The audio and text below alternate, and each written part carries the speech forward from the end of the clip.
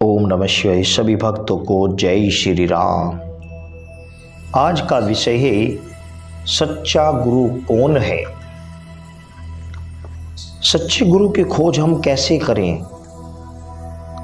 वास्तव में हमें गुरु किसे बनाना चाहिए।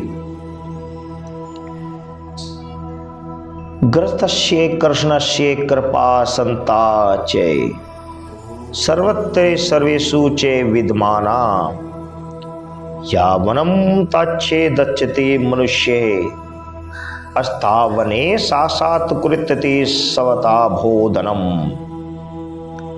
अर्जुन हरदम भगवान के साथ ही रहा करते थे, ये सभी को ज्ञात है। भगवान के साथ ही खाते पीते, उठते बैठते, सोते जागते थे। परंतु भगवान ने उनको गीता का उपदेश तभी दिया जब उनके भीतर अपने श्रेय की, कल्याण की यानी उद्धार की इच्छा जागृत हो गई। ऐसी इच्छा जागृत होने के बाद वे अपने को भगवान का शिष्य मानते थे और भगवान की शरण होकर शिक्षा देने के लिए प्रार्थना करते हैं। इस प्रकार कल्याण की इच्छा जागृत होने के बाद अर्जुन ने अपने को भगवान का शिष्य मानकर शिक्षा देने के लिए भगवान से प्रार्थना की, न कि गुरु शिष्य परंपरा की रीति से भगवान को गुरु माना। भगवान ने भी शास्त्र पद्धति के अनुसार अर्जुन को शिष्य बनाने के बाद, गुरु मंत्र देने के बाद, सिर पर हाथ रखने के बाद उपदेश दिया। ऐसी बात नहीं है। इससे सिद्ध होता है कि परमार्थिक उन्नति में गुरु शिष्य का संबंध जोड़ना आवश्यक नहीं है। प्रस्तुत अपने तीव्र जिज्ञासा, अपने कल्याण की तीव्र लालसा का होना ही अत्यंत आवश्यक है। अपने उद्धार की जोरदार लगन से साधक को भगवत कृपा से, संत महात्माओं के वचन से, शास्त्रों से, ग्रंथों से और किसी घटना परिस्थिति से अथवा किसी वायुमंडल में अपने आप परमार्थिक उन्नति की बातें साधक को सामग्री मिल जाती है और वह उसे ग्रहण कर लेता है। गीता ब्रह्मा विविधियों के ब्रह्मा परिवर्तन को उतना आदर नहीं देती जितना आदर भीतर के भावों को देती है, विवेक को देती है, बोध को देती है, जिज्ञासा को देती है और जिज्ञासा और त्याग को देती है।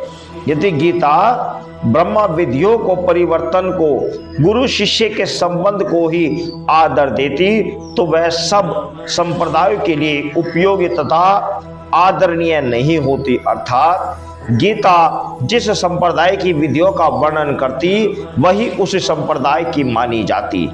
फिर गीता प्रत्येक संप्रदाय के लिए उपयोगी नहीं होती और उसके पठन पाठन, मनन, चिंतन आदि में सब संप्रदायिक वालों की रुचि भी नहीं होती। परंतु गीता का उपदेश सार्वभौम है, सबके लिए है। वह किसी विशेष संप्रदाय या व्यक्ति के लिए नहीं है, प्रस्तुत मानव मात्र के लिए है। गीता ने ज्ञान के प्रकरण में और सेवा उपासना की बात कही। उसका तात्पर्य यही है कि ज्ञान मार्ग के साधक में मैं ब्रह्मा हूं ऐसा अभिमान रखने की ज्यादा संभावना रहती है। अतः साधक को चेताने के लिए तत्वज्ञ, जीवन मुक्त आचार्य या गुरु की अधिक आवश्यकता रहती है। परंतु वह आवश्यकता भी तभी तक रहती है जब तक साधक में तीव्र जिज्ञासा की कमी हो अथवा उसकी ऐसी भावना हो कि गुरु जी उपदेश देंगे तभी ज्ञान होगा।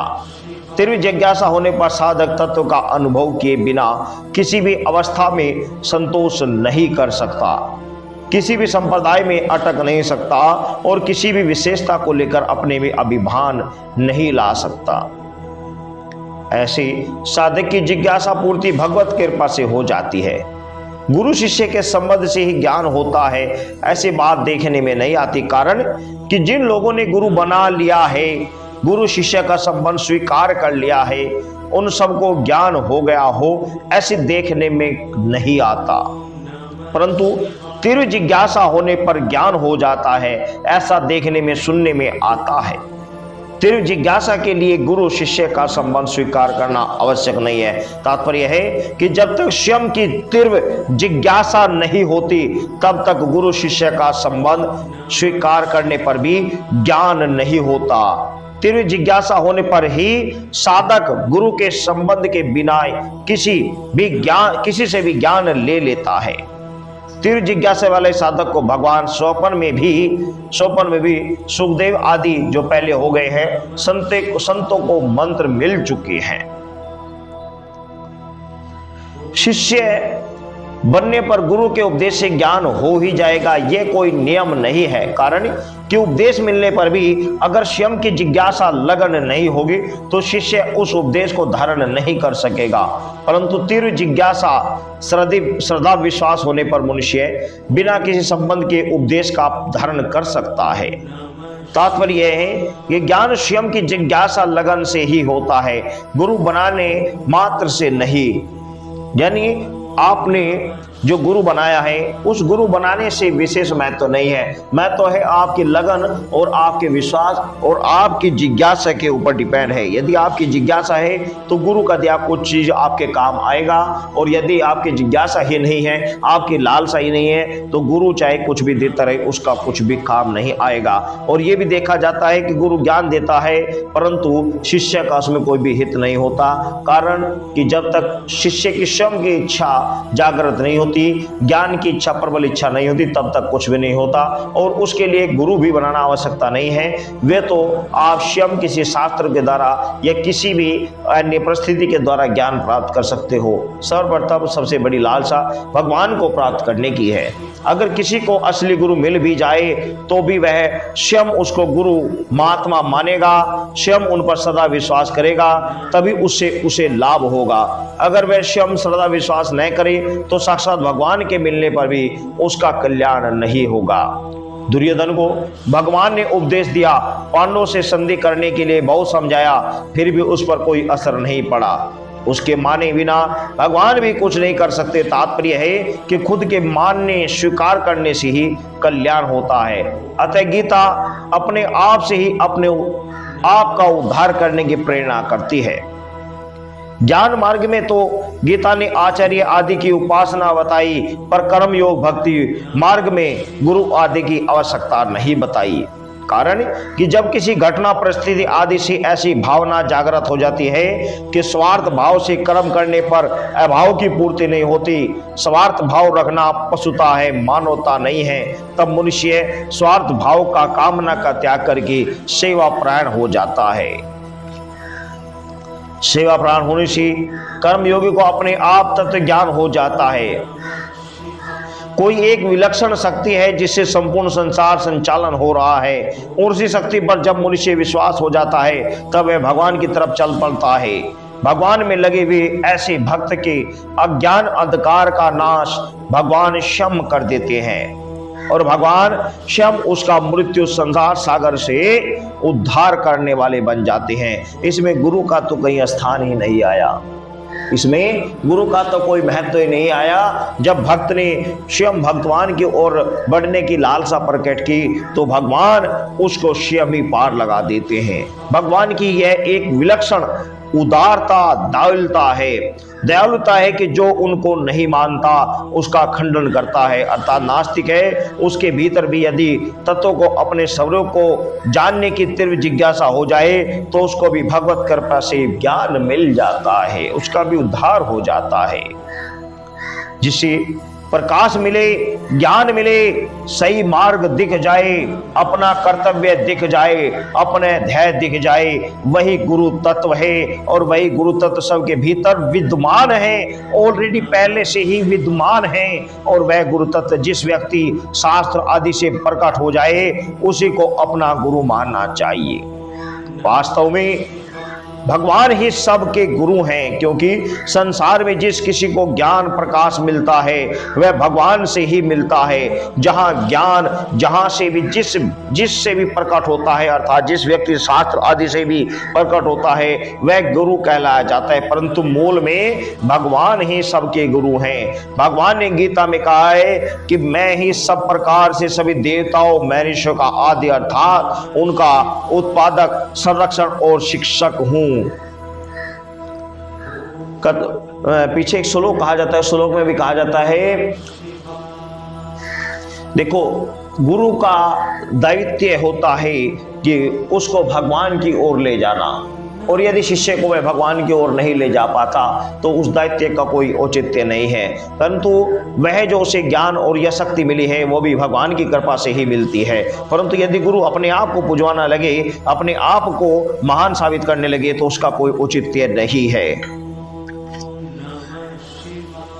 असली गुरु वह होता है जो दूसरे को अपना शिष्य नहीं मानता, प्रस्तुत गुरु ही बनाता है। यानी असली गुरु वह है जो दूसरे को अपना शिष्य नहीं बनाता, प्रस्तुत उसे गुरु ही बनाता है, अर्थात तत्विज्ञ जीवन मुक्त बना देता है, दुनिया का उद्धार करने वाला बना देता है। ऐसा गुरु गुरुओं की टकसाल खान होता है। वास्तव में जो महापुरुष गुरु होते हैं वे शिष्य नहीं बनाते, उनके भीतर यह भाव कभी रहता ही नहीं कि कोई हमारा शिष्य बने। बस बात बताए तो हाँ, उस समय महापुरुष से जिसको ज्ञान मिला है उसको वह अपना गुरु मान लेते हैं। कोई माने चाहे ना माने, जिससे जितना ज्ञान मिला है उसी विषय में वह गुरु हो ही गया, जिससे हमें शिक्षा मिलती है, लाभ होता है, जीवन का सही रास्ता मिलता है। ऐसे माता पिता, शिक्षक, आचार्य आदि भी गुरु सब के अंतर्गत ही आ जाते हैं। मनुष्य किसी को गुरु बनाकर कहता है कि मैं सगुरा हो गया, अर्थात मैंने गुरु धारण कर लिया, निगुरा नहीं रहा, और ऐसा मानकर वह संतोष कर लेता है तो उसकी उन्नति में बाधा लग जाती है। कारण कि वह किसी को अपना गुरु मानेगा नहीं, दूसरे का सत्संग करेगा नहीं और दूसरे की व्याख्यान विवेचन सुनेगा नहीं, तो उसके कल्याण में बड़ी भारी बाधा लग जाएगी। वास्तव में जो उसने अपना कल्याण चाहते थे वे किसी को गुरु बनाकर किसी जगह अटकते नहीं है, प्रस्तुत अपने कल्याण के लिए जिज्ञासु बने रहते हैं जब तक कि बोध न हो जाए, जब तक वे किसी संतोष न करते। इतना ही नहीं, बोध हो जाने पर भी अपने संतोष नहीं क्या करते, परंतु संतोष हो जाता है, उनकी लालसा बनी रहती है। कहने का तात्पर्य यह है कि यदि हमने एक गुरु बना लिया और उस गुरु बनाने के बाद हम वहीं पर अटक कर बैठे रहे कि भाई ये गुरु है, ये हमें रास्ता देगा, इनका ध्यान करेंगे, यही हमें आगे बढ़ाएगा, तो समझो वह गुरु बनाकर हमने अटकने का कार्य कर दिया। और उस गुरु ने भी, जिस गुरु को हमने बनाया उसने भी हमें भक्ति मार्ग में आगे बढ़ने से रोक दिया। क्यों रोक दिया? क्योंकि हम दूसरों के सत्संग में जाएंगे नहीं, दूसरे के कथा कीर्तन को सुनेंगे नहीं, दूसरे की भगवत प्राप्ति का जो अनुभव है वह जानेंगे नहीं, तो हमें आगे भगवान की प्राप्ति कैसे होगी। कहने का तात्पर्य यह है कि गुरु तो वो है जो दूसरे को भी गुरु ही बनाता है। वास्तव में गुरु तो वो है, परंतु जो गुरु शिष्य बनाकर छोड़ देता है उसने तो उस व्यक्ति को बीच मझधार में छोड़ दिया, उसको ऐसा बांध दिया कि तू किसी के पास जाएगा नहीं और तुझे ज्ञान प्राप्त होगा नहीं, अंततः तू यहीं भटक कर रह जाएगा। कारण कि वह सिर्फ उसके तक ही सीमित रह गया, जबकि मनुष्य को निरंतर प्रयास में तत्पर रहना चाहिए जब तक उसे ईश्वर की प्राप्ति न हो जाए। गुरु का अर्थ होता है भक्त को यानी दूसरे व्यक्ति को ईश्वर से मिला देना।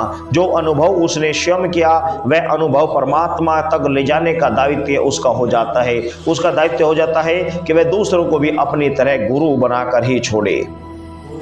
वैसा होना इतना गुरुओं के बस की बात नहीं रही। तो इसलिए आप सर्वप्रथम तो आप अपने अंदर भक्ति की भावना को जगाइए, अपने अंदर अपनी आत्मा के अंदर भगवान को प्राप्त करने की लालसा को जगाइए, तभी आप गुरु तत्व को प्राप्त हो सकते हैं, तभी आप ईश्वर को प्राप्त कर सकते हैं, और तभी उस गुरु बनने का फायदा है जो ईश्वर तक अपने साथी रहने वाले शिष्य को गुरु बना सके, ईश्वर तक ले जा सके। तो ये कहने का तात्पर्य है कि गुरु बनाना इतना आवश्यक नहीं, आवश्यकता आपके अंदर लगन और श्रद्धा भाव की है। लगन आपके अंदर होनी चाहिए, आपके अंदर भावना होनी चाहिए कि हमें भगवान को प्राप्त करना है। यदि भगवान श्री कृष्ण पहले चाहते तो अर्जुन को शिष्य बना सकते थे, उसको ज्ञान दे सकते थे, परंतु भगवान श्री कृष्ण ने अर्जुन को शिष्य नहीं बनाया वरन उसे ज्ञान दिया। क्या अर्जुन के श्री कृष्ण गुरु नहीं थे, किंतु उन्होंने उसे अपना शिष्य नहीं बनाया, ना ही उसे वो अपने आप को गुरु माना और उसे अपने समस्त रहस्यों से प्रागत करा दिया, यानी स्वयं उसे ईश्वर का बोध करा दिया। तो कहने का तात्पर्य यह है, गुरु वह है, गुरु उसी की शरण में रहना चाहिए जो हमें ईश्वर से मिला सके। यदि हम उसी गुरु के पास बैठ गए और गुरु की भक्ति करते रह गए तो वास्तव में हम ईश्वर से वंचित रह गए, क्योंकि हम तो उसी गुरु के सानिध्य में रहकर उसी गुरु के लालन पालन, उसी गुरु की देख रेख में, उसी की गुरु की सेवा करने में ही रल गए, जो कि ईश्वर से विमुख हो गए। आई होंगे आप समझ गए होंगे कि गुरु बनाना इतना आवश्यक नहीं जितना आपके अंदर भगवान को पाने की लालसा, भगवान को पाने की जिज्ञासा होनी चाहिए। तो ये सबसे बड़ा मेन उद्देश्य है कि हमें हमारे अंदर भगवान को पाने की लालसा होनी चाहिए, ना कि गुरु बनाने की। कहा भी जाता है कि गुरु गोविंद दो खड़े काके लगे पाँव, बलिहारी गुरु आपने जो गोविंद दिए मिलाई। इसका अर्थ होता है कि गुरु गोविंद दो खड़े हैं, यानी गुरु भी खड़ा है और गोविंद यानी भगवान विष्णु भी खड़े हैं। गुरु गोविंद दो खड़े काके लगे पाँव, बलिहारी गुरु आपने जो गोविंद दिए मिलाए। मैं किसके पाँव पढ़ूं? हे गुरु, मैं पाँव आपके जब पढ़ूंगा जब आप मुझे गोविंद से मिला दोगे।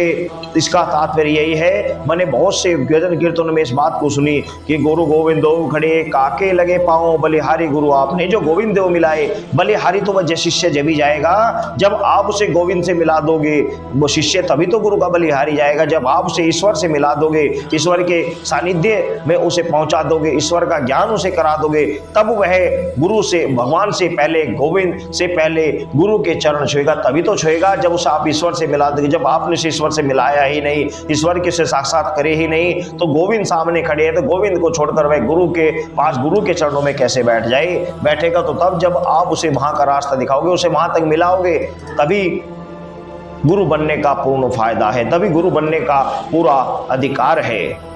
जय श्री राम। आप इस बात को अच्छी तरह समझ गए होंगे कि अपने अंदर लालसा जागृत कीजिए, अपने अंदर भक्ति पैदा कीजिए, अपने अंदर तीव्र लगन पैदा कीजिए। अगर आप गुरु के सानिध्य में रहकर गुरु के पास ही बैठे रह जाओगे तो अंत में गुरु तक ही सीमित रह जाओगे। उस ईश्वर के तत्व, इस ईश्वर की छाया से, उस ईश्वर के आशीर्वाद से आप वंचित रह जाओगे।